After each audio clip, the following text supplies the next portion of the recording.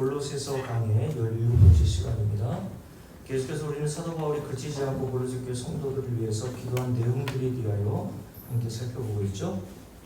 오늘도 지난 주일에 이어서 사도 바울이 골로새 교회 성도들을 위해서 기도한 6번째 기도의 내용을 함께 살펴보려고 합니다. 그 기도의 내용이란 무엇이었냐면 11절 후반절에 기록되어 있는 말씀처럼 우리 함께 읽습니다. 기쁨으로 모든 견딤과 오래 참음에 이르게 해달라는 기도였죠. 지난주에 이미 말씀을 드렸듯이 사도 바울이 오늘 골로새 교회 성도들을 위해서 이 기도를 했다는 것은 이 편지를 쓸 당시에 이들에게는 견디고 오래 참아내야 하는 어떤 고난과 환난이 있었기 때문이라고 말씀을 드렸죠. 그런데 여기에서 우리가 한 가지 의문이 든다고 말씀을 드렸습니다. 보통 이런 원치 않은 고난과 환난의 상황에 처해 있을 때면 대부분 어떤 사람이건 간에 고난이나 환난을 좋아하는 사람은 없기에 자신들이 믿는 신에게 고난이나 환난 같은 것들이 미치지 못하게 해달라고 하거나 혹시 자신에게 있더라도 하루속히 그 고난과 환난을 제거해달라고 기도하는 것이 일반적인 상식이라고 말씀을 드렸죠. 그런데 오늘 사도 바울은 우리의 이런 일반적인 상식과는 다르게 골로새 교회 성도들을 위해서 기도한 내용이 다시 함께 11절 후반절의 말씀을 읽어보면 기쁨으로 모든 견딤과 오래 참음에 이르게 해달라고 기도했다는 겁니다. 그러면 사도 바울이 골로새 교회 성도들을 위해서 왜 이렇게 우리의 상식과는 다르게 기도했던 것일까요? 지난주에 그 첫 번째 이유에 대해서 말씀을 드렸죠. 그 첫 번째 이유는 예수를 믿는 성도들은 한 사람도 예외 없이 이 세상에서의 삶은 고난과 환난에 능속된 삶이기 때문이라고 말씀을 드렸습니다. 그래서 우리가 지난 주일에 함께 살펴봤던 2000년 전 우리 주님께서 자신을 따르겠다고 나선 제자들에게 요한복음 16장, 마태복음 24장, 마태복음 10장을 비롯하여서 여러 곳에서 하신 말씀이 뭡니까?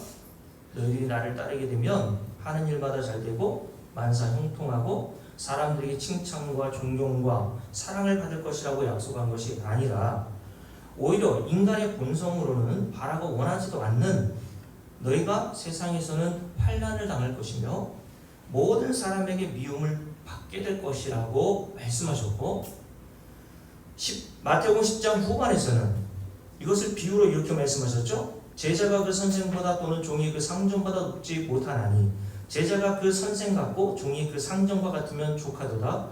집 주인을, 여기서 집 주인은 예수 그리스도 자신을 말한다고 했어요. 세상에서는 바알세불이라고 조롱을 받았단 말이죠. 그런데 하물며 그 집 사람들이겠느냐라고 말씀하셨어요. 무슨 말씀입니까? 창조주로서 이 세상에 오셔서 사람들에게 선한 일을 행했음에도 불구하고 이 세상 사람들로부터 바알세불, 미친놈, 신성모독자 여러 가지 다양한 조롱과 모욕을 당하셨던 것이 우리 주님이 이 세상에서 환난과 고난을 당하셨던 일이었죠.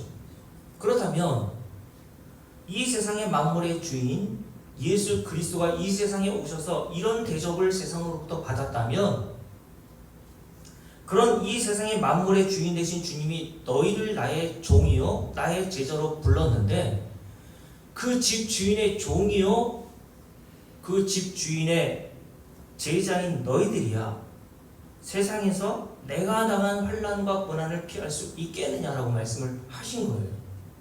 그러니까 예수님의 제자로 부름받는다는 것은 세상에서는 만사형통의 길이 아니라 반드시 혹은 필연적으로 고난과 환난을 당하게 될 것이라는 말씀을 주님께서 제자들에게 하셨다는 말이죠. 그래서 그런 성도들의 모형으로 등장하는 구약의 하나님의 택하심을 받은 많은 사람들이 등장하는데 아벨과 이삭과 야곱과 요셉과 다윗 이런 구약의 성도들의 모형이죠. 그리고 신약의 성도들의 모형으로 등장하는 우리 주님의 제자들 그리고 초대교회 성도들 그리고 마지막으로 사도로 부름받았던 사도 바울이 다 한결같이 공통점이 뭡니까? 한 사람도 예외 없이 이 세상으로부터 많은 환난과 고난과 시련을 당하더라는 겁니다. 그래서 계시록 7장에 보면 하나님 나라에 들어간 모든 성도들을 한 단어로 정리해 주는데 어떤 자들이라고 말하고 있냐면 큰 환난에서 나오는 자들이라고 얘기했어요. 다시요. 이미 하나님 나라에 들어간 모든 성도들, 저와 여러분은 이미 하나님 나라에 들어간 자들이에요. 맞습니까? 이 땅에 우리가 살고 있지만 창세전 저와 여러분은 하나님이 택하신 자들로 영생을 얻은 자들로서 이미 하나님 나라에 들어간 생명을 얻은 자란 말이에요.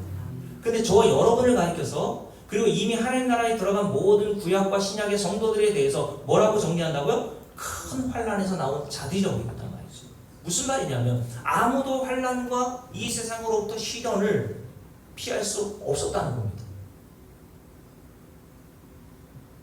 그래서 사도 베드로도 잘 쓴 베드로전서 4장에서 당시 예수 믿는 것 때문에 여러 가지 시험과 환난 중에 있었던 자들, 그래서 베드로전서 1장에 보면 너희가 여러 가지 시험과 환난을 당하고 있다라고 사도 베드로가 그들에게 위로하면서 했던 서신이 베드로전서거든요. 근데 베드로전서 4장에서 이렇게 베드로가 이야기했어요. 사랑하는 자들아, 성도들 저와 여러분을 얘기하는 겁니다. 너희를 연단하려고 오는 불시험을 이상한 일 당하는 것 같이 이상히 여기지 말라고 얘기했었어요. 왜요? 예수 믿는다는 것은 세상에서 필연적으로 환난과 고난을 당하게 될 것이라고 너희와 우리를 보신 주님이 이미 예고하시고 말씀해 주셨지 않냐는 거죠.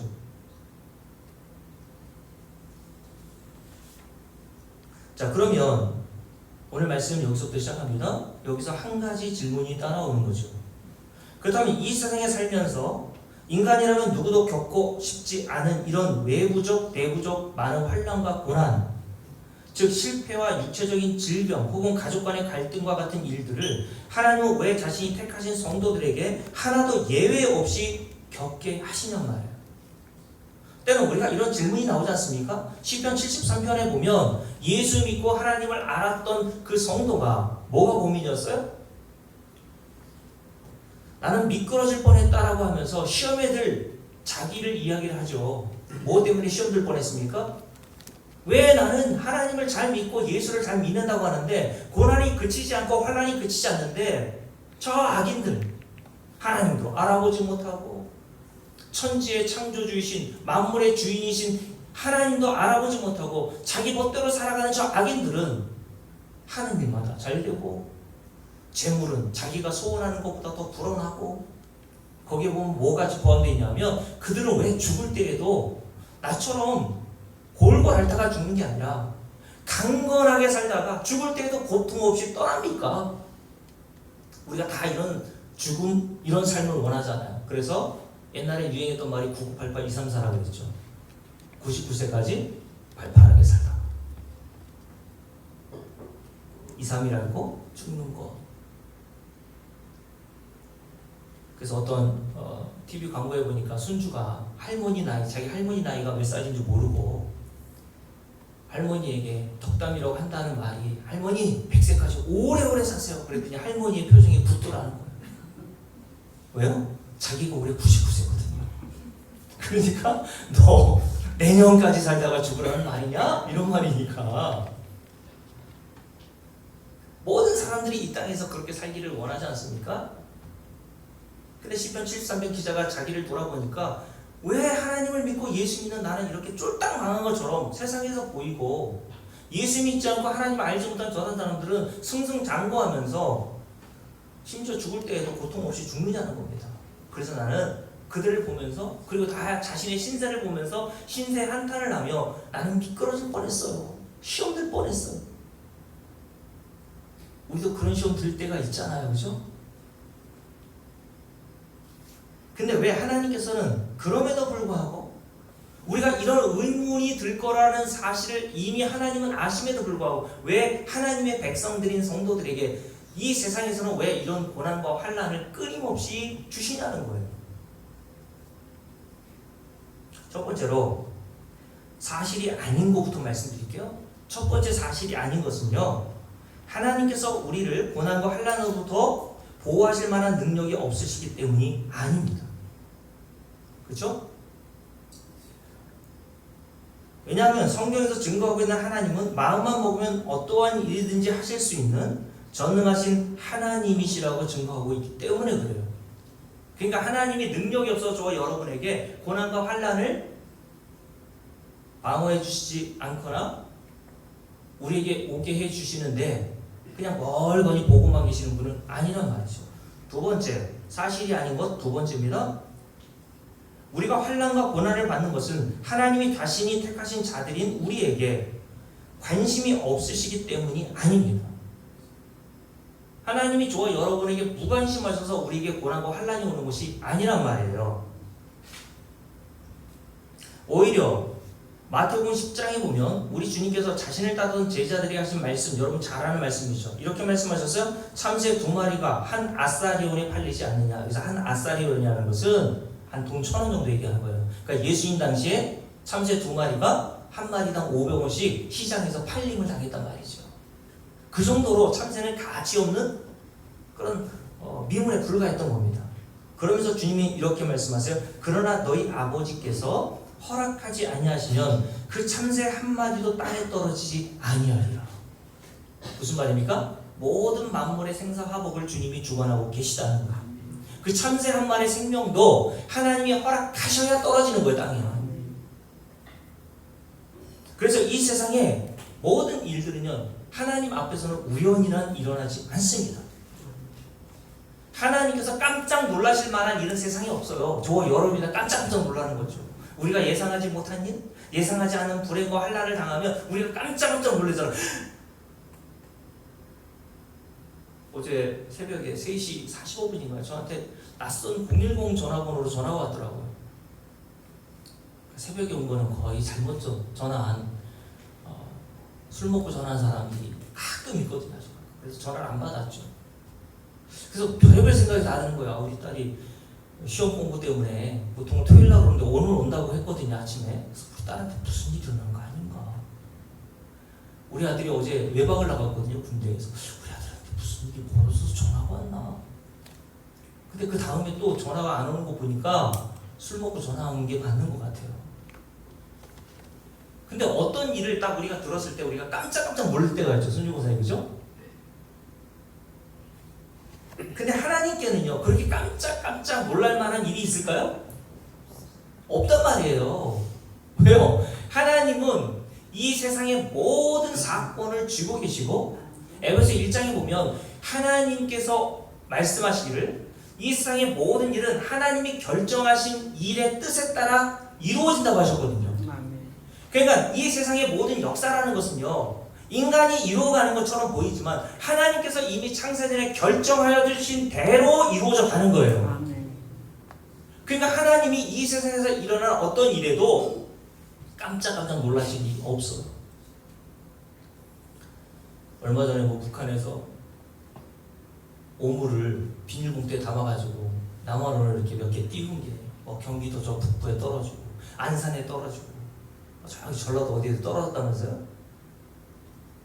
우리 손유 고사님 모는 차에 그 오물 봉투가 떨어져가지고 유리창에 깨졌다고 생각해서 깜짝 놀라죠. 이게 뭔 일이야? 하나님은 그런 깜짝깜짝 놀라실 만한 일이 세상에 하나도 없습니다. 그러면서 이렇게 얘기하세요. 그 하나도 땅에 떨어지지 아니하리라. 너희에게는 머리털까지 다 세신 바 되었으니.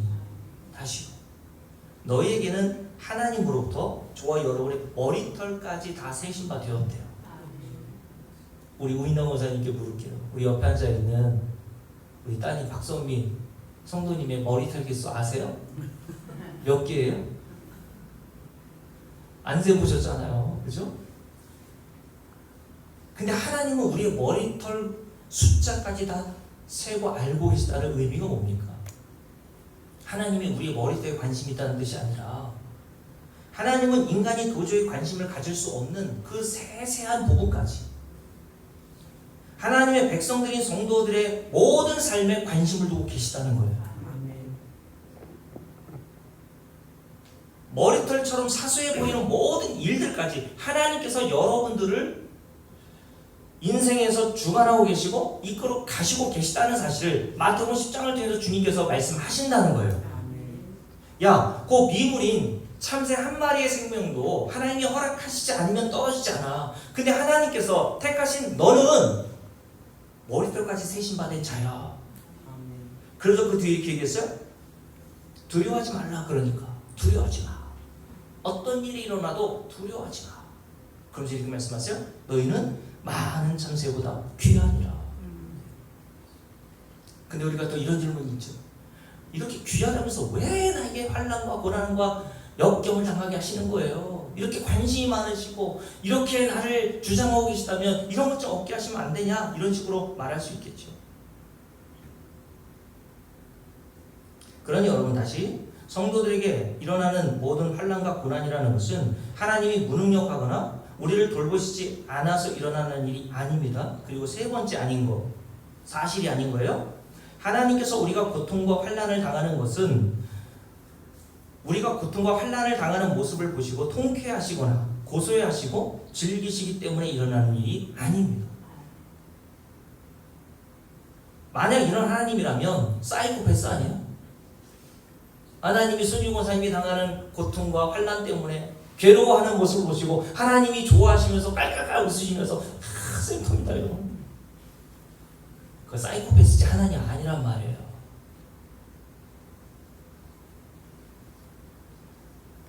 오히려 하나님은 성경에서 자신을 어떻게 증거하냐 하면 예레미야가 3장 33절에 보면요.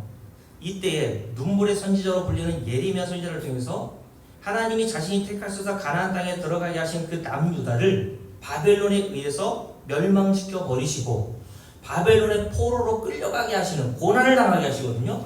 그러면서 주님께서 예레미야 선지자에게 이렇게 얘기하셨어요.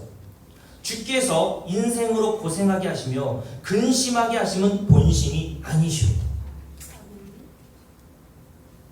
무슨 뜻이냐면 하나님께서 이스라엘 백성들을 심판하여서 고난과 환난을 당하게 하신 것은 고난과 그 환난 자체의 목적이 있지 않다는 거예요. 그게 본심이 아니라 하나님은 그 고난과 그 환난과 시련을 통해서 어떠한 선한 목적으로 이끌어 가기 위해서 그 일을 행하고 계시단 말이죠. 하나님은 반드시 택하신 성도들에게 하나님만이 가시게 계시는 그 선한 목적과 의도대로 우리를 인도해 가십니다. 맞습니까? 여러분들에게는 일어나지 말아야 될 일이라고 생각하는 모든 일들까지 다 포함해서 그러므로 로마서 8장 28절에서 사도 바울이 이렇게 얘기했죠. 우리가 알거니와 하나님을 사랑하는 자, 성도들을 얘기하는 거죠. 곧 하나님의 뜻대로 부르심을 입은 자들에게는 모든 것이 그래서 저와 여러분의 삶에 일어나는 모든 것이 everything 여러분이 태어날 때부터 지금까지 살아왔던 모든 삶의 과정에서 일어나는 모든 일들이 그 뒤에 이렇게 말씀합니다. 모든 것이 합력하여 선을 이루느니라. 여기서 합력하다라는 것은 영어에 보니까 믹스라고 표현되거든요. 하나님께서 우리에게 일어나는 모든 상황과 여건과 환난과 고난과 즐거운 일과 기뻐하는 일 모든 것들을 다 믹스하셔가지고 뭔가를 만들어내신단 말이에요. 뭔가를. 그게 뭐예요? 선이란 말이에요. 선. 하나님이 너를 선을 만들어내시기 위해서 그 일을 하고 계신 거야. 그럼 여기서 선은 뭡니까?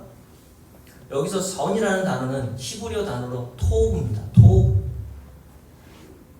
토브라는 단어가 언제 첫 번째 쓰였는 줄 아세요?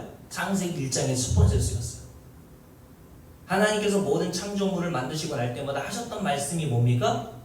보시기에 심히 좋았더라. 이게 토브거든요. 그러니까 성경에서 말하는 선이라는 것은요, 내가 볼 때는 선이 아닐 수 있어요. 근데 전능하신 하나님이 보실 때는요, 그게 선으로 보신단 말이에요. 그러니까 성경에서 말하는 선이라는 것은요, 인간이 판단하는 기준으로 선이 아니라 하나님이 보실 때에 선하다, 좋다라고 하는 게 그게 성경에서 말하는 선하다라는 뜻이에요.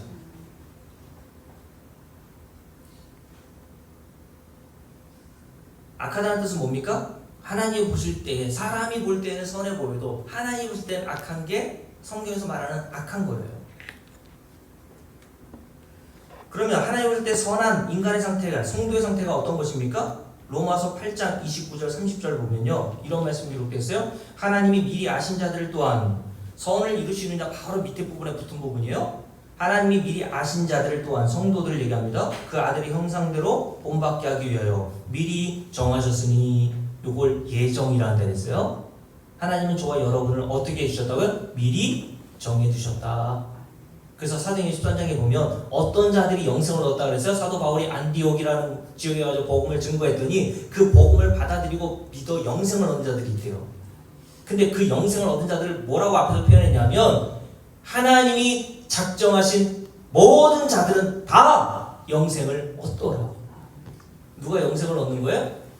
인간이 뭘 해서 영생을 얻고, 인간이 결심하고 선택해서 영생을 얻는 게 아니라, 영생을 얻는 자들은 하나님이 태초 이전에 작정하신 자들이란 말이에요.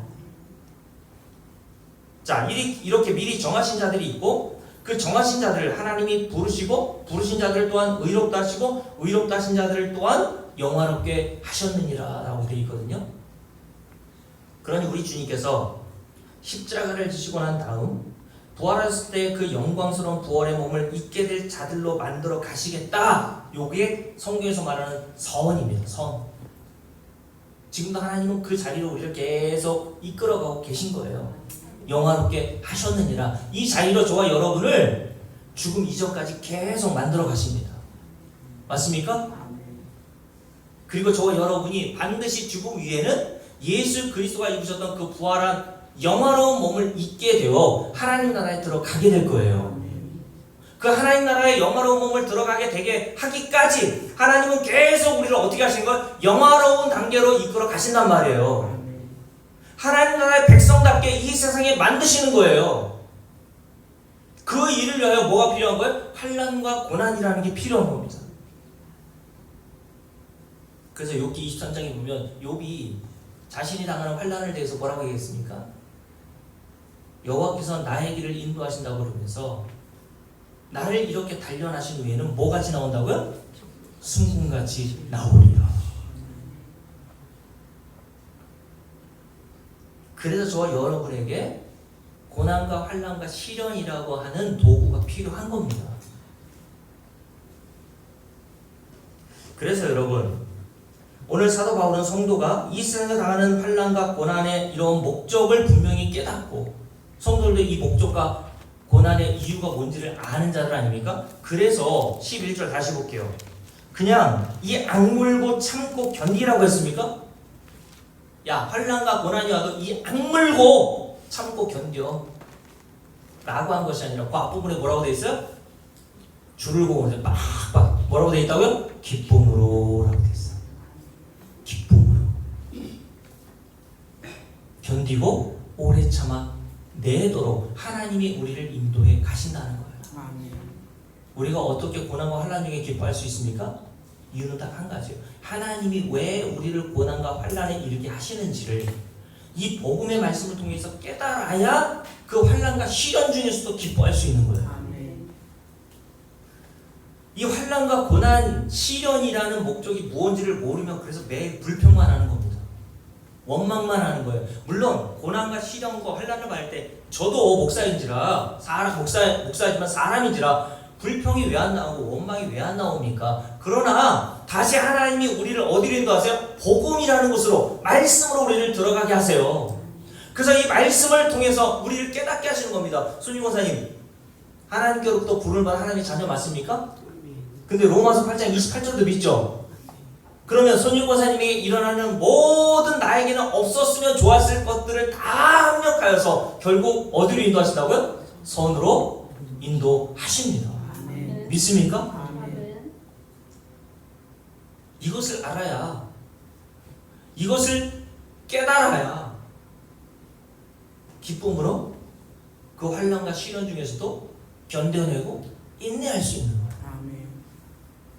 그러니 이건 내 힘으로 되는 게 아니란 말이죠.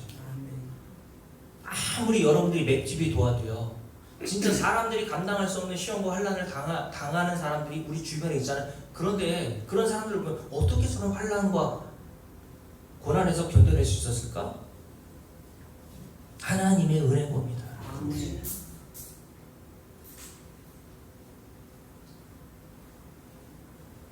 그래서 어떤 자들은 정말 오늘 성경에 기록되어 있는 것처럼 기쁨으로 그 환난과 고난과 시련을 견뎌내더라는 거예요. 이게 하나님의 약속이니까. 그래서 베드로전서 1장을 볼까요? 베드로전서 1장을 보십시오. 베드로전서 1장에 보면 사도 베드로가 제가 좀 전에 설교 서두에서 말씀드렸듯이 여러 가지 환난을 만나서 나그네와 같이 집을 잃고 직장을 잃고 세상으로부터 예수 믿는 것 때문에 환난을 당하는 성도들에 대하여 이렇게 얘기했습니다. 6절부터 함께 읽습니다. 그러므로 너희가 이제 뭘 받고 있어요? 여러 가지 시험으로 말미암아 잠깐 근심하게 되지 않을 수 없으나 이들의 형편이 지금 이렇단 말이에요. 예수 믿는 것 때문에 이들이 도덕과 윤리적으로 뭘 잘못해서가 아니라 그냥 예수 믿는 것 때문에 예수 믿는 것 때문에 오는 환난과 고난을 얘기하는 거예요. 이들이 어떤 환난을 받았어요? 1장 1절을 보세요. 그 뒤에 보면 1장 1절 함께 했습니다. 예수 그리스도의 사도 베드로는 본도, 갈라디아, 가파도기아, 아시아와 비두니아에 흩어진 나그네라고 했어요. 왜 이들이 다 이렇게 흩어졌습니까? 사도행전 12장에 보면 지난주에 말씀드렸죠. 예수 믿는 자들에게 엄청난 환난이 예루살렘 교회에 왔다고요. 그 환난과 고통을 피하여서 예수 믿는 자들이 예루살렘에서 피신하여서 여러 나라에 가서 살게 된 거예요. 이들이 뭐 유학한 거 아닙니다. 이민 가가지고 좀 더 잘 먹고 잘 살기 위해서 정말 부모 곁을 떠나고 오랫동안 살아왔던 자기의 친족에게서 떠난 게 아니에요. 어쩔 수 없이 예수 믿는 것 때문에 가족에게 배척을 당한 겁니다. 직장에서 쫓겨나간 겁니다. 그래서 이들이 다 나그네가 되었어요. 그러니 이들에게는 사람들의 미움뿐만 아니라 경제적으로도 어려움을 당했겠죠. 그래서 고린도서 8장에 보면 고린도후서 8장이죠. 마케도냐 교회 성도들 같은 경우에는 얼마나 가난했는지 그 가난에 대해서 극심한 가난이라고 그랬어요. 그런데 놀라운 사실은 뭡니까? 베드로전서 1장을 볼게요. 다시 6절 함께 했습니다. 이제 너희가 여러 가지 시험으로 말미암아 잠깐 근심하게 되지 않을 수 없으나 줄을 그어놓으세요. 오히려 크게 기뻐하는도다. 여러분 여러 가지 시험을 만나면 근심이 오잖아요. 이들이 근심이 없었다는 게 아닙니다. 그냥 헤헤 하면서 미친 사람처럼 돌아다니는 게 아니에요. 경제적으로 인간적으로 여러 가지 환난과 고난 때문에 근심이 있었단 말이에요. 그러나 하나님께서 그들에게 뭘 주셨다고요? 기쁨을 주시고. 왜 이런 자들이 이렇게 기쁨을 얻고 이 여러 환난과 시험 속에서 살 수 있었을까요? 이들은 뭘 한 거예요? 하나님이 모든 것을 합력하여 선을 이루고 계시다는 믿음을 가지고 있었던 거예요. 아멘. 그래서 그 앞부분에 뭐라고 되어 있습니까? 우리 나중에 함께 다시 한번 살펴보겠지만 5절 말씀을 보세요. 함께 했습니다. 너희는 말씀에 나타내기로 예비하신 구원을 얻기 위하여 뭐로 말미암아? 믿음으로 말미암아. 줄을 빡빡 여기도 그어놓으세요. 하나님이 저와 여러분에게 시험과 환난과 시련 중에 뭘 주세요? 믿음을 주신단 말입니다. 예수 그리스도에 대한 믿음. 그 앞에 보면 예수 그리스도를 믿는 자들에게 주시는 하늘에서 속한 신령한 복에 대한 믿음. 아멘. 이 세상에 눈에 보이지 않는 하나님의 성도들에게만 주신 영원한 복. 그 복을 하나님께서 주셨다는 사실을 성도들이 복음의 말씀을 통해서 믿어진 거예요. 아멘. 그러니까 이 세상의 모든 것들이 다 초기화같이 버려지게 된 겁니다. 아, 이 세상의 것들은 다 가치 없는 거구나. 배설물이구나. 잠깐 있다 사라져 버릴 것들이구나.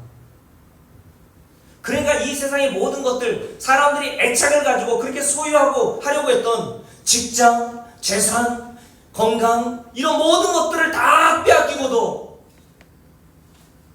이들이 어떻게 했다고요? 오히려 크게 기뻐했다고 얘기했어요. 뭐를 통해서? 믿음으로 말미암아. 그래서 다시 읽어볼게요. 6절 함께 했습니다. 너희는 말씀에 나타내기로 예비하신 뭐를? 구원을 얻기 위하여. 5절입니다. 하나님께서 반드시 이 말세 구원하시기로 작정하신 자들에게는 선지고서에 뭘 주세요? 믿음이라는 걸 주세요. 아멘. 그죠? 왜요?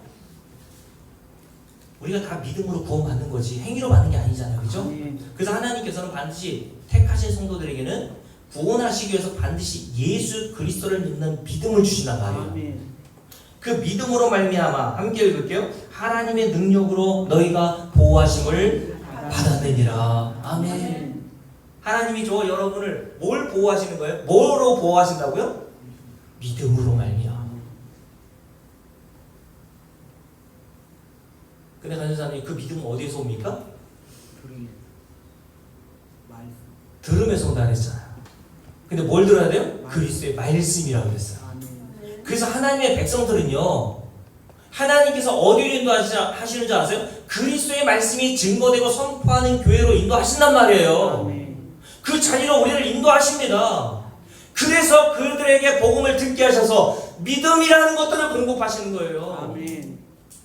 그래서 이 세상에는 환난과 시련과 눈물과 근심과 고통밖에 없지만 성도들은 다시 복음의 말씀을 들으며 복음을 들을 때는 우리가 기쁘잖아요. 아멘. 제 아내가 속회 예배 때 설교한 것을 저한테 이제 보내달라고 해서 보내주거든요. 예전에 제가 이렇게 우리 아내가 설교하면서 참 그런 분위기가 좋은 것 같아요. 제 아내가 설교하면 여기저기서 피드백이 오는 거죠. 사모님 그렇다고. 이게 흑인교회의 특징이거든요. 막 얘기하면 청중들이 더 많이 얘기해요. 목사님 맞다고 그거 내 얘기라고. 그게 참 좋은 설교에 주고받는 내용이겠죠. 근데 강성 장로님인가요? 설교 이렇게 하니까 강성님이 그런 얘기 하시더라고요. 맞다고. 하나님의 이 복음의 말씀 들을 때는 얼마나 기쁜지 모르겠다고. 근데 다시 돌아가면 어때요? 다시 돌아가면 그냥 아이고 생활고 원치 않는 사람들과 만나야 되고 원치 않는 일들 때문에 고난과 고통을 받잖아요. 그럴 때 하나님께서 그런 성도를 다시 어디로 불러세요? 복음의 자리로 불러주시는 거예요. 아멘. 너 복음 들어야지, 복음. 그래서 여러분, 하나님이 택하신 성도들에게는 다음 주에 말씀드리겠지만 진짜 고난과 환난이 뭔지 아세요? 복음이 들려오지 않는 거예요. 복음이 증거되지 않는 거예요. 교회 나갔는데 복음이 안 들려. 복음이 안 증거돼. 그런 것은 교회가 아니라고 말씀드렸잖아요. 믿음은 어디서부터 온다고요? 들음에서 온다 그랬잖아요. 그 믿음을 하나님께서 그래서 주시기 위해서 택하신 성도들은요, 그 복음이 들려오는 자리에 인도하세요. 반드시. 그리고 복음으로 위로하십니다. 아멘. 그래서 복음을 들을 때는요, 기쁜 거예요, 마음이. 그게 정상인 거예요, 여러분. 아멘. 그러니까 여러분, 환난 중에 있더라도 자꾸 복음을 듣고 싶잖아요, 성도는. 그죠? 아멘. 그래 가서 복음을 들어야지.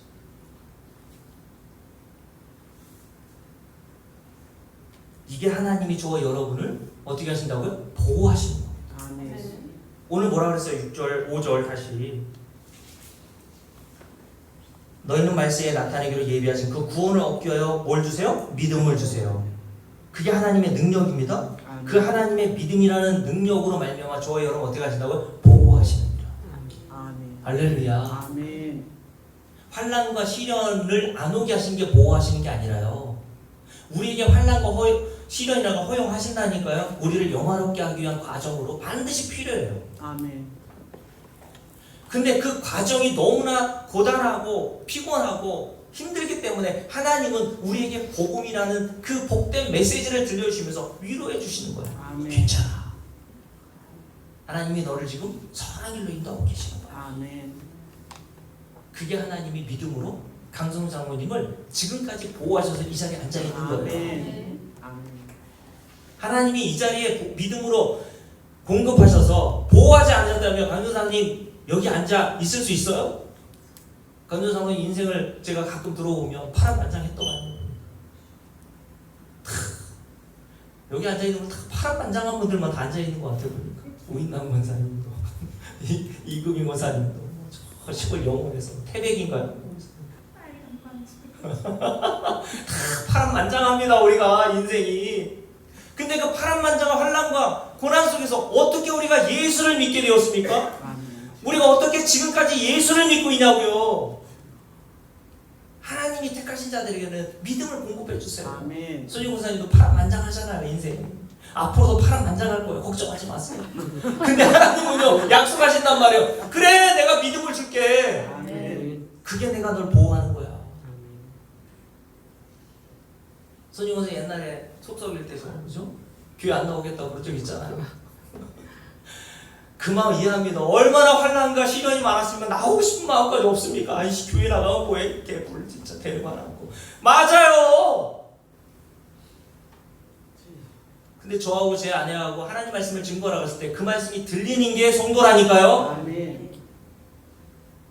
아무리 권면한다고 나오는 게 아닙니다 여러분. 아멘.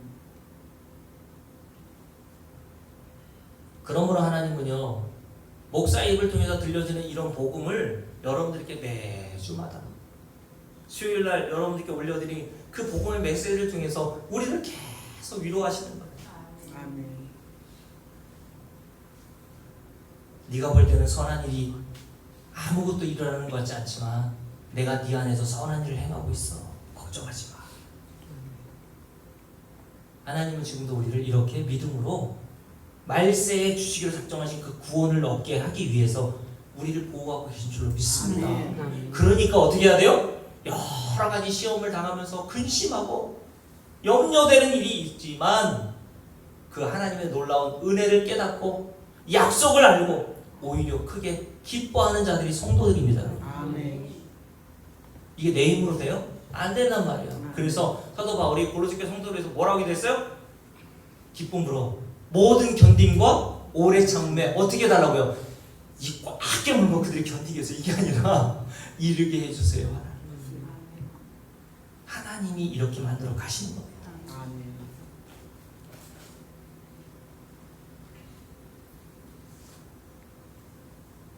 그러면 여러분 우리가 이 고난과 환난을 통해서 무엇을 깨닫게 됩니까? 하나님이 고난과 환난을 통해서 우리에게 깨닫게 하시는 첫 번째가 뭔지 아세요? 하나님은 선하신 분이라고 그랬죠. 그 선하신 하나님이 우리를 이 고난과 환난을 통해서 뭘 깨닫게 하시기 위해서 주신 거예요. 뭘 깨닫습니까? 오늘 첫 번째 그 얘기만 할 거예요. 다음 주까지 할 텐데 첫 번째는요. 예수를 믿고 따른다는 것이 인간의 본성, 의지와 결단으로 되는 것이 아님을 깨닫게 하시는 거예요. 아멘. 생각해 보세요. 예수님께서 제자들에게 만사형통의 길, 야, 다 잘 될 거야. 사람들에게 칭찬과 존경을 받을 거야. 네 자식들, 네가 기도한 대로 다 잘 될 거야. 이게 모든 종교에서 약속하는 거잖아요, 그죠? 이게 모든 종교에서 약속하는 거예요. 불교를 가봐요, 이슬람교를 가봐요. 네가 신학이 잘해봐, 잘 돼. 더 잘 되려면 어떻게 해야 되니? 신에게 더 정성을 바쳐봐. 더 잘 된다. 이게 모든 종교에서 주장하는 거잖아요. 근데 주님 뭐라 했습니까? 아니야. 네가 더 나를 의지하고 믿으면 세상에서 환난을 받을 거야. 세상에서는 네가 오히려 미움을 받을. 여기서 세상이라는 것은 교회 밖을 떠나면 여러분들이 가족 간에서 미움을 받을 수 있다는 얘기라는 거예요. 자녀들에게 부모가, 부모에게 자녀가, 남편에게 아내가, 아내에게 남편이 예수 잘 믿어봐요. 고난 받는다니까요. 환난 당해요. 제대로 안 믿으니까 환난이 없는 거예요. 여러분 회개하셔야 합니다. 가정에 화평이 있는 거 그거 여러분 자랑입니까?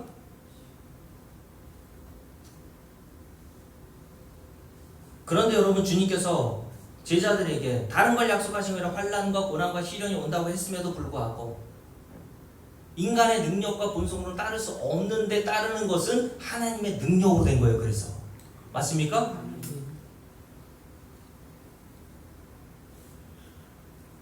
그래서 오늘 마태복음 8장을 볼까요? 마태복음 8장에 보면 예수님을 따르려고 나왔던 한 서기관에게 주님께서 하신 말씀이 있어요. 마태복음 8장. 여러분 마태복음 8장에 보면 한 서기관이 예수님의 제자가 되겠다고 나섰는데 이 당시 서기관이라는 것은 종교적 엘리트들입니다. 그러니까 엘리트 한 사람이 예수님의 제자가 되겠다고 나온 거예요. 그러면 예수님 입장에서는 사회적으로 이렇게 존경을 받고 명성이 높은 엘리트 그룹에 소속된 이 서기관이 자기 제자가 되겠다고 나선다면 어떻게 해야 되겠어요? 손님 권사님, 두 손 들고 환영해야 되겠죠. 이게 상식 아닙니까? 그런데 주님께서 이 서기관에게 뭐라고 말씀하시는지 보세요. 마태복음 8장 18절입니다. 함께 읽습니다. 예수께서 무리가 자기를 애워싸는 것을 보시고 건너편으로 가기를 명하시니라. 한 서기관이 나와 예수께 아뢰되 선생님이여 어디로 가시든지 저는 따르리이다. 누군가를 따른다는 것은 제자가 되겠다는 뜻이거든요. 나 주님의 제자 되기 위해서 제가 주님의 제자가 되려고 손들고 나온 거예요. 자원한 거란 말이에요. 나 주님 제자가 될게요. 아, 이런 엘리트가 주님을 따른다, 제자가 된다라고 했으니 주님의 입장에서 너무 기쁜 일 아니에요? 왜냐하면 예수님의 제자들 몇 면을 보세요. 세리 마태, 그 당시 유대인 사회로부터 죄인 중에 죄인으로 봤던 그 세리라고 하는 직업을 가진 마태가 예수님의 제자가 됐죠. 그 나머지 제자들 다 별 볼 일 없어요. 다 어부 출신이고. 오죽하면 유대인들, 종교 지도자들이 예수님이 창녀와 세리들과 식사하고 대화를 나누고 교제하는 것을 보시고 야, 너 죄인들의 친구다 라고 조롱했단 말이에요. 근데 드디어 사회적으로 명망이 높은 한 서기관 한 사람이 주님의 제자가 되기 위해서 누가 시킨 것도 아닌데 주님이 부른 것도 아닌데 손 들고 나왔단 말이에요. 근데 주님이 반가워하시기는커녕 이 서기관 한 사람에게 뭐라고 얘기하십니까? 20절 말씀을 보세요. 야, 빨리 등록해. 등록증을 내민 것이 아니라 주님이 이렇게 말씀하셨죠. 함께 했습니다. 예수께서 이르시되 여우도 뿔이 있고 공중에 새도 거처가 있으니 인자는 머리 둘 곳조차 없다 하시더라. 이 말씀에 대한 해석이 여러 가지가 있거든요. 그냥 단순히 오늘은 문자로 그냥 해석해서 보자고요. 여우도 굴이 있고 새들도 다 제 살 집이 있지만 인자, 자기는 집이 없어. 무슨 말입니까? 네가 나를 스승으로 따라온다면 너는 나와 같은 신세가 될 거야, 이런 뜻이야. 너 나처럼 될래? 이런 말씀이거든요. 예수님께서 제자들 때 이런 말씀하셨잖아. 누구든지 나를 따라오려거든 자기를 부인하고 자기 십자가를 지고, 자기 십자가가 뭡니까? 죽어야 돼. 너 날 따라오면 죽는 거야. 모든 인간은 다 살려고 하는데 주님이 뭐라 하시면 너 내 제자 되려고 하면 너 죽어야 돼. 자기를 부인하고 자기 십자가를 지고 자기를 따라올 거라고 얘기하시고, 누구든지 나보다 다른 것들을 사랑하는 자는 내게 합당치 않다고 하셨어. 부모도 자식들도 나보다 더 사랑하는 자는 내가 합당하지 않다고 했어요. 무슨 말씀입니까? 너는 못하지만 내가 그렇게 만들어 갈 거야. 그래도 따라올래? 이 말씀이에요. 너는 네 육신으로 나를 이렇게 사랑할 수는 없을 거야. 네 육신으로 낳은 새끼들, 네 육신의 부모들은 이렇게 잘 섬기고 잘 사랑해도 너는 네 본성으로 날 사랑할 수 없어. 근데 네가 나를 따라오면 내가 그렇게 만들어 줄게. 근데 그거 너 죽는 일이야. 자기를 사랑하고 자기 말로 살았던 모든 인생들이 예수 그리스도를 따른다는 것은요, 자기 죽음이에요. 자기를 살 수가 없어요. 전에는 내 마음대로 살았거든요. 내가 원하는 대로 살았거든요. 내가 원하는 대로 돈 모으고 돈 쓰고. 근데 무슨 말씀입니까? 너 이제 나 제자가 되면 너 그렇게 못 살아. 그래도 따를래?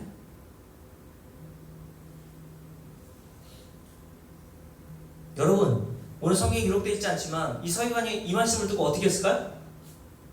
서기관이 왜 주님을 따르려고 했을까요? 여러분, 그 위에 보면요, 서기관이 왜 주님을 따르고자 제자가 되고자 했던 내용들을 추측할 수 있는 본문이 등장하죠. 여러분, 8장 1절부터 4절 말씀에 보면요, 나병 환자를 치유하시는 장면이 나오죠. 5절부터 13절까지는 백부장이 하인을 고치시는 장면이 기록되어 있어요. 그죠? 그리고 23절부터 27절까지는 바다를 잔잔하게 하시는 기적을 기록하고 있고, 28절부터 34절까지는요 귀신 들린 사람을 고치시는 장면이 기록되어 있어요. 그리고 14절부터 말씀 15절까지는요 베드로의 장모의 열병을 고치시는 장면이 기록되어 있어요. 그래서 사람들이 예수님을 어떻게 해요? 16절 함께 읽습니다. 8장 16절 점을 매 사람들이 귀신 들린 자를 많이 데리고 예수께 오늘 예수께서 말씀으로 귀신들을 쫓아내시고 병든 자를 다 고치시니 라고 되어 있어요. 이걸 사람들이 목격하니까 얼마나 예수님이 인기가 많았을 거예요. 그죠? 그래서 사람들이 예수님이 행하시는 이 놀라운 기적을 보고 18절 보세요. 예수께서 우리가 자기를 애워싸는 것을 보시고 라고 되어 있어요. 사람들이 얼마나 달박달박하게 모였는지 사람들의 주님 곁에 사람들이 이렇게 엄청난 숫자가 모였다는 거예요. 이들이 왜 모였을까요? 손님 권사님? 자기가 원하는 거 주님으로부터 얻어내기 위해서 모인 거예요. 오늘 서기관도 마찬가지였던 겁니다. 내 스승은 저런 일도 못하는데 예수님은 저런 대단한 능력이 있네? 나도 그 능력 좀 배워봐야지. 혹은 나도 주님으로부터 그런 혜택을 좀 받아야지 라는 마음으로 사람들이 쫓아왔고 제자들도 쫓아왔고 서기관 한 사람들도 예수님의 제자가 되려고 손을 들고 나온 거예요. 근데 우리 주님은 어떻게 하십니까? 18절 다시 보세요. 함께 읽어볼게요. 예수께서 우리가 자기를 애워싸는 것을 보시고 어떻게 했습니까? 손을 들면서 연설했어요? 건너편으로 가기를 명하시니라. 이게 뭡니까? 사람들을 피하여 다른 곳으로 가시더라. 여러분 요한복음 6장에도 똑같은 일이 나와요. 요한복음 6장은 오병이의 기적을 행하는 장면이 기록되어 있거든요. 장정만 5,000명을 먹이시고 남녀노소 다 포함하면 2만 명이 그 기적을 체험한 거예요. 그래서 놀라운 그 기적을 체험하고 사람들 2만 명이나 되는 사람들이 예수님을 요한복음 6장에 보면 임금 삼으려고 했다고 얘기합니다. 억지로. 예수님이 원하지도 않는데 우리의 임금이 되어주세요. 우리의 대통령이 되어주세요. 저는요 진짜 그럴 수만 있으면 허경영 같은 사람이 대통령이 됐으면 좋겠어요.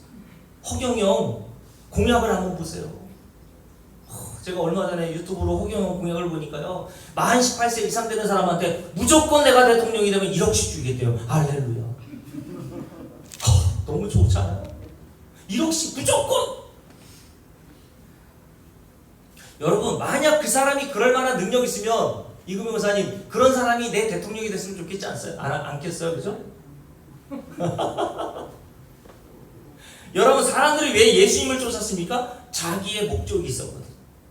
자기가 원하는 게 있었거든요. 그거 얻어보려고 예수님을 따른 거예요. 근데 예수님이 뭐라고 하신 겁니까?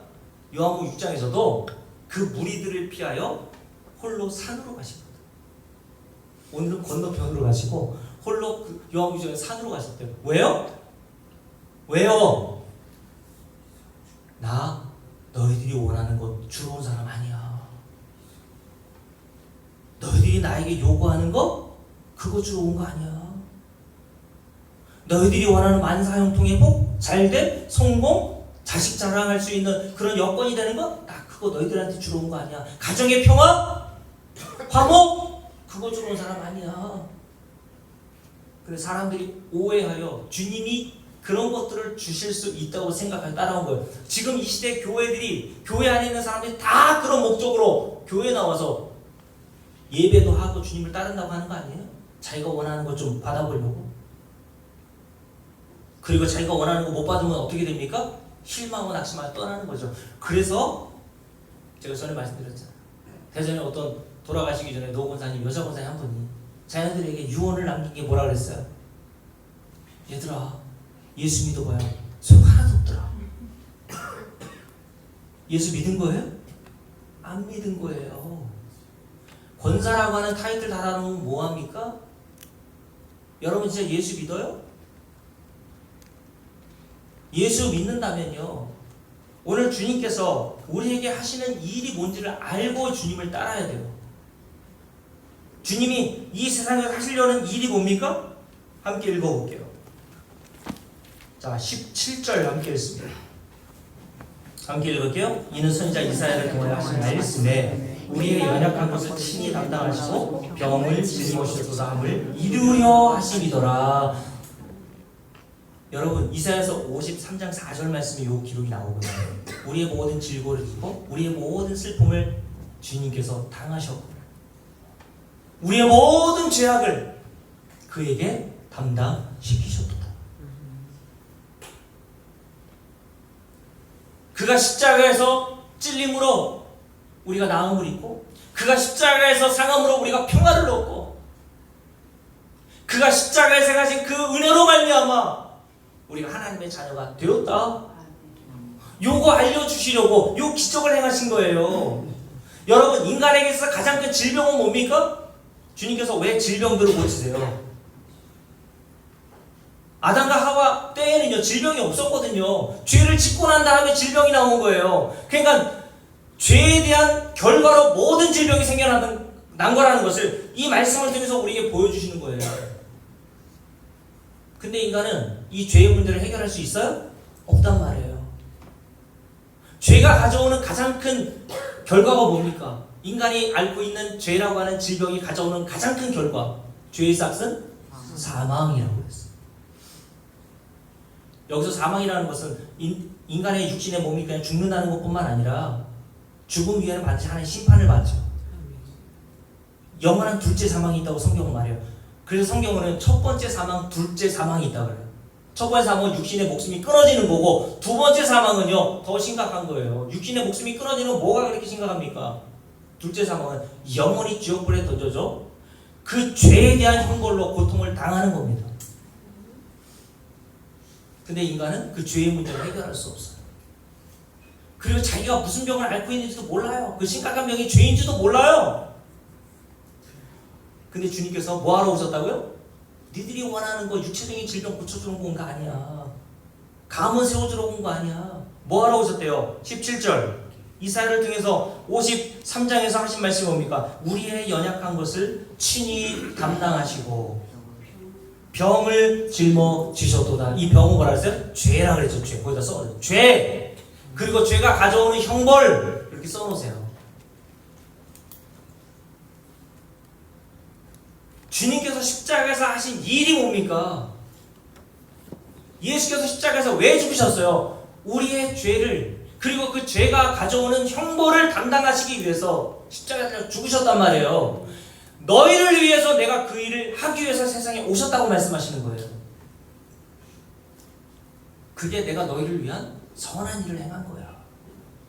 근데 사람들은 하나님이 우리에게 주시는 이 선한 일을 알아먹지 못하고 이 세상에서 잠시뿐 이 세상에서 그냥 잠깐 잘 먹고 잘 사는 것만 원하더라는 거예요. 주님은 우리의 모든 죄와 그 죄가 가져올 형벌로부터 우리가 짊어져야 될 그 모든 것들을 대신 짊어지시고 감당하시고 우리에게 자유를 주시기 위해서 십자가에 달려 죽으시러 오신 겁니다. 그래서 마태복음 1장에 예수라고 하는 이름을 뭐라 그랬어요?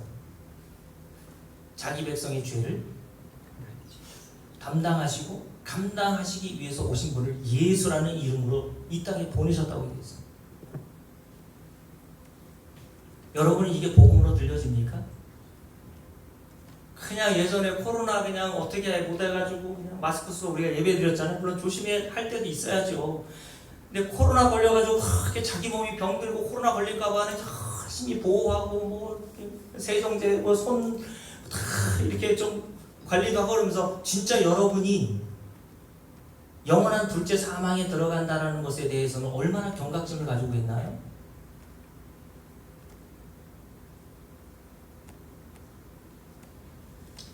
여러분, 주님께서 오늘 이 땅에 오셔서 사람들이 원하지 않는 이 일을 행하시기 위해서 세상에 오셨음에도 불구하고 사람들은 이해하거나 알아보지 못하더라는 거예요. 그래서 사람들이 자기들이 원하는 거 주지 않으니까 요한복음 6장에서 다 떠나가죠. 여기가 아닌가비요 하고 다시 자기가 원하는 걸 줄 수 있다고 생각하는 약속하는 불교로 가거나 이슬람교로 가거나 여러 종교로 간 거예요. 이게 인간의 본성이에요. 근데 그럼에도 불구하고 이 복음의 말씀, 죄가 뭔 줄 알고 죄가 가져올 그 형벌이 얼마나 비참하고 진노의 자녀라는 그 단어의 뜻이 얼마나 대단하고 우리에게 공포스러운 것인가를 아는 성도들만 예수를 믿는 겁니다. 예수를 믿겠다고 따라 나오는 거예요. 그러니 여러분, 서기관은 이 말씀을 듣고 어떻게 했을까요? 여우도 굴이 있고 새도 그 잘자리가 있고, 근데 나에게는 머리 둘 곳이 없다고 했을 때 서기관이 자기가 원하는 것이 아니라 너 나를 따르는 제자가 되면 이런 꼴을 당하는데 따라올래 했을 때 서기관이 어떻게 했을까요? 36개 주랭랑을 쳤을 거예요. 어우, 그래요? 그래서 그 모형으로 성령을 받지 않았던 예수님의 제자들이 다 어떻게 했어요? 예수님 십자가 앞에서 다 떠난 겁니다. 베드로가 뭐라 했습니까? 주님, 당신이 어떤 죽음을 죽는다 해도 나 주님을 배신하지 않아요. 근데 결국 죽음 앞에서 주님을 배신하고 저주까지 하고 떠나더라는 거예요. 베드로를 포함해서 모든 제자들이 뭘 얘기하는 겁니까? 인간의 능력과 힘으로는 예수님을 따를 수 없어요. 누가 환난과 세상에서 미움을 당한다는 얘기를 듣고 예수를 믿습니까?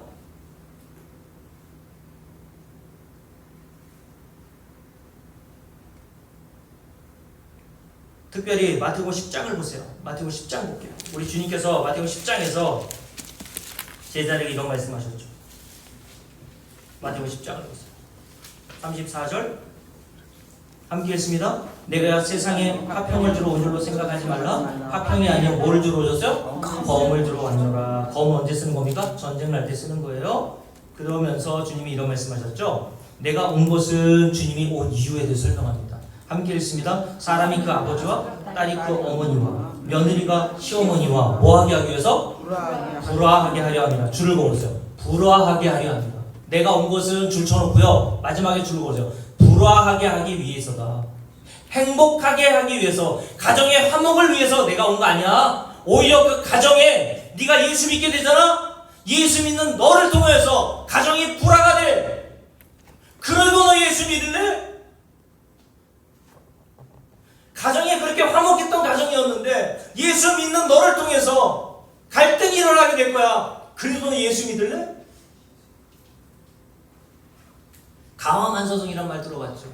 가정의 화목을 가장 중요하게 여기는 이 세상에서 예수 믿으면 천만성이 어떻게 된다고요? 가정이 행복하게 돼요? 불화하게 된대요. 바쁜다고 어떻게 된다고요? 불화하게 된대요.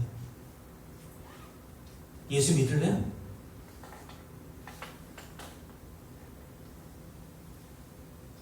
그러면서 이런 말씀하시죠. 36절 쭉 읽을게요. 사람의 원수가 자기 집안 식구이라.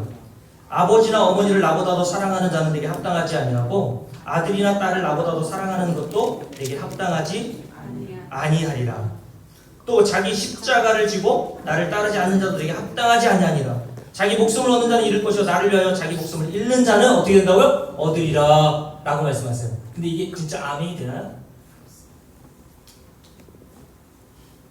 여러분, 왜 가정에 예수 믿는 자가 들어가면 불화가 일어나는 줄 아세요? 예수 믿는다는 건요, 소속이 달라지는 겁니다. 맞습니까? 마귀의 소속이었던 저와 여러분이 이제 하나님 나라의 시민이 되어서 이제 소속이 달라진 거예요. 그러니 소속이 같았을 때에는요, 화목했죠, 당연히. 마음과 뜻이 잘 맞았단 말이에요. 인생의 목적이 같았단 말이죠. 오직 이 세상에서 잘 먹고 잘 사는 게 하나 된 목적이었거든요. 근데 예수 믿고 나니까 인생의 목적이 달라진 거예요. 이 세상이 전부가 아니라는 사실을 깨닫게 된 겁니다. 소속이 달라지니까 소속이 달라진 사람들 간에 불화가 일어나는 게 당연한 겁니다. 그래서 고린도전서 6장에서 사도 바울이 뭐라고 그랬냐면 빛과 어둠이 어찌 함께 할 수 있으며 벨리알과 하나님의 성전이 어떻게 함께 할 수 있느냐라고 말씀하신 거예요. 여러분, 우리의 소속이 골로새 1장에서 뭐라고 그랬습니까? 우리를 흑암의 권세에서 건져내서 하나님의 아들나라로 옮겨 놓으셨대요. 소속이 달라진 거예요. 맞습니까? 그러니 전에 아군이었던 자들, 간전사님, 전에 자녀들하고 아군이었거든요. 다 마귀의 자녀들, 다 아군이잖아요. 마귀의 자녀들끼리, 그죠? 소속이 같으니까. 그러니까 그들과 함께 하는 것이 즐겁고 이야기해도 말이 잘 통해요. 근데 예수 믿게 되면 소속이 다르니 말이 안 통해요. 일단 그렇지 않아요? 내 뱃속으로 난 자녀도요, 수십 년 동안 키운 자녀도요, 못 알아먹어요. 그래서 환난인 겁니다. 가정에서 못 알아먹어요. 예를 들어서 여러분들이 하나님 앞에 뭐 한 달에 한 번씩 모든 게 하나님의 은혜라고 하면서 그 고백으로 11조를 드리고 헌금도 하잖아요. 근데 박근혜 권사님께 물어볼게요. 내가 드린 월급에 11조만 드린 게 아니라 남편에게 한번 이렇게 제안해보세요. 여보, 당신이 보는 월급에서도 모든 게 하나님의 은혜니까 내가 11조 드릴게. 동의합니까, 남편이? 잘 생각했네. 그렇지, 하나님의 은혜지 그게. 동의 안 한단 말입니다. 동의 안 하니까 어떻게 해야 돼요? 합의하고 타협해야죠. 여러분, 하나님께서 믿음을 주시잖아요. 믿음으로 우리를 보호하신다 그랬죠. 믿음이 오면요, 환난과 시련이 더 많아져. 근데 하나님께서 그 환난과 시련이 더 많아질 때 우리에게 예수 그리스도의 믿음을 더 공급해 주시는 겁니다. 그래서 성도는요, 내가 예수 믿는 것을 선택하는 게 아니라 하나님께서 우리를 예수 믿게 하시는 거예요. 아멘. 아시죠? 정리할게요. 환난과 시련과 하나님께서 우리에게 이런 것들을 허용하시는 이유, 첫 번째 깨닫게 하시는 게 뭡니까? 이런 이야기를 들음에도 강전하님, 내가 예수 믿는 거는 내가 이런 말을 성경에서 들었는데도 어떻게 내가 이 자리에 앉아있고 예수 믿게 되었지? 그게 하나님의 은혜인 거예요. 아멘. 그래서 마지막으로 요한복음 21장을 보고 마칠게요. 요한복음 21장에 보면요, 요한복음 21장에 보세요. 예수님께서 부활하시고 난 다음에 제자인 베드로에게 찾아가셔서, 예수님의 제자인 베드로는 예수님을 부정하고 부인했지 않습니까? 자기 죽음, 자기 생명을 얻기 위해서 예수님을 그렇게 버렸단 말이에요. 근데 예수님이 또 찾아가셨어요. 한번 택하신다는 절대 버리지 않는다는 거예요. 그리고 난 다음에 베드로에게 뭐라고 했는지 한번 보세요. 함께 했습니다. 18절부터 함께 했습니다. 내가 진실로 진실로 내게 이르노니 네가 젊어서는, 예수 안 믿었을 때요, 스스로 띠뛰고 네가 원하는 곳으로 다닌 거예요. 세상의 모든 욕망을 가지고 네가 따라 그렇게 살았다는 거예요. 그러나 늙어서는 가만히 안 둘 거야 라는 거예요. 네가 늙어서 예수 믿을 때는 내가 가만히 안 둬. 어떻게 하신대요? 내 팔을 벌리리니, 남이 여기서 남은 성령을 말합니다. 하나님의 영, 성령이 내게 띠띄우고 원하지 아니하는 곳으로 데려가리라. 그 자리가 어디예요? 이 말씀을 하시면 베드로가 어떠한 죽음으로 하나님께 영광을 돌릴 것을 가르치심이로라. 이 말씀을 하시고 베드로에게 이르시되 뭐라고 하세요? 너는 나를 따르라. 이게 뭡니까? 예수님의 제자가 되고 예수를 믿는다는 것이요, 내 결단과 결심으로 되는 게 아니에요. 성령이 나를 이끌고 가시는 겁니다. 아멘. 그리고 주님께서 하시는 거예요. 네가 나를 따르게 될 거야. 네가 원하지 않는 삶이 올 거야. 환난과 시련이 올 거야. 그러나 네가 나를 따르게 될 거야. 아멘. 어떻게 하세요? 남이 네 허리에 띠를 띄우고 성령께서 너를 예수 믿는 자리로 인도하실 거야. 아멘. 이게 뭐예요? 이게 하나님께서 고난과 환난이라는 것을 통해서 우리에게 주시는 교훈입니다.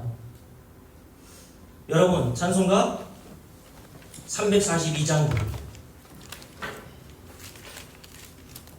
찬송가 342장 부르면서 지금도 여러분 이 땅을 살아가면서 환난과 고난과 시련이 있는 분들이 있죠. 남들이 알지 못하는 환난과 시련을 당하는 분이 있을 거예요. 여러분, 그때 주님께 다른 거 구하지 말고 믿음 달라고 구하세요. 아멘. 가정에 화목을 구하지 마세요. 예수 믿는 것은 소속이 바뀌는 겁니다. 여러분, 진짜 여러분 소속이 바뀌었나요? 우리 함께 찬송하면서 하나님, 우리에게 이런 믿음을 달라고 함께 동성으로 기도합시다. 너 시험을 당해 죄 짓지 말고 너 용기를 다해 거물리지라. 너 시험을 이겨 새 힘으로 주 예수를 믿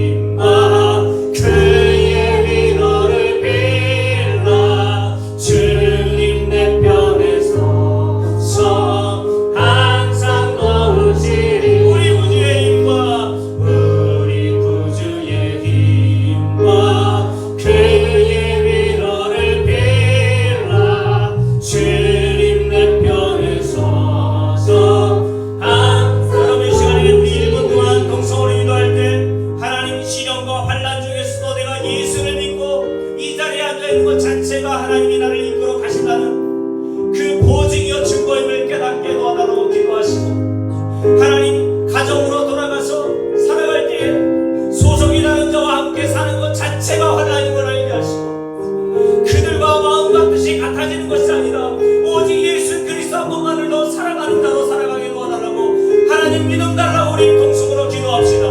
주여 하나님, 우리에게 성경에서 말하는 믿음 허락하여 주시옵소서. 베드로서 1장에서 말하는 하나님께서 성도를 보호하시기 위한 그 보배로운 믿음을 우리 성도들에게 허락하여 주시옵소서. 나그네와 같이 가정에서 쫓겨나고 경제적으로 어려운 상황에서도 이들이 예수를 그리스도를 믿는 믿음으로 오히려 크게 기뻐했다고 했던 그 믿음을 우리에게 허락하여 주시옵소서. 하나님이 이 세상은 잠시뿐임을 우리 성도들이 더욱 깨닫게 도와주시고, 이 세상에 우리의 시선이 머물지 않게 하시고, 하나님이 약속하신 영원한 것들을 주목하며 살게 도와주시옵소서. 그러게 하시기 위해서 하나님이 우리에게 환난과 세상에 실려 있는 것을 주셨음을 깨닫게 하소서. 결국 하나님이 외부 환난과 시련을 다 동원하셔서 하나님이 목적하셨던 선으로 우리를 이루하실 줄로 믿사오니, 우리 성도들이 이런 믿음으로 예수 그리스도를 믿는 믿음으로 승리하며 살아가게 하여 주시옵소서. 우리 다같이 일어나서 1절 부르고 마치겠습니다. 내 시험을 당해 죄 짓지 말고 너 용기를 다해 거물리지라. 너 시험을 이겨 새 힘을 얻고 주 예수를 믿어 내 승리하리. 아멘. 우리 구주의 힘과 그의 위로를 비 주님 내 편에 주님 내 편에 서서 우리 맘에 서놓고 우리 구주의 힘과 우리 구주의 힘과 그의 위로를 빌라 주님 내 편에 서서 항상 도우시리.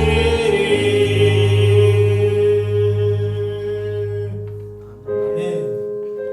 우리의 마음을 서는 제가 기도하고 싶도록 마칩니다. 하나님, 우리 성도들에게 예수 그리스도를 믿는 믿음으로 더욱 충만하게 도와주셔서, 비록 이 눈에 보이는 세상에서는 환난과 시련이 그치지 않을지라도 내가 소속이 바뀌었다는 사실을 깨닫게 하시고, 오직 우리의 신분은 하나님 나라의 시민이었던 임을 깨달아서, 그래서 내가 이런 시험과 환난을 통하여서 더욱 예수 믿게 하시는 우리 하나님의 놀라운 선한 일로, 선한 목적지로 우리를 인도하실 줄 알고, 우리 모든 성도들이 사도 바울이 고로새교회 성도들에서 기도했던 것처럼 기쁨으로 모든 시험과 환난을 견뎌내고 오래 참아내게 도와주옵소서. 이제 우리 예수 그리스도의 은혜와 살아계신 하나님 놀라우신 사랑과 성령이 인도하시는 우리 하나님의 놀라우신 역사가 우리 모든 성도들 머리 위에 이제로부터 영원토록 함께 계실지어다. 아멘.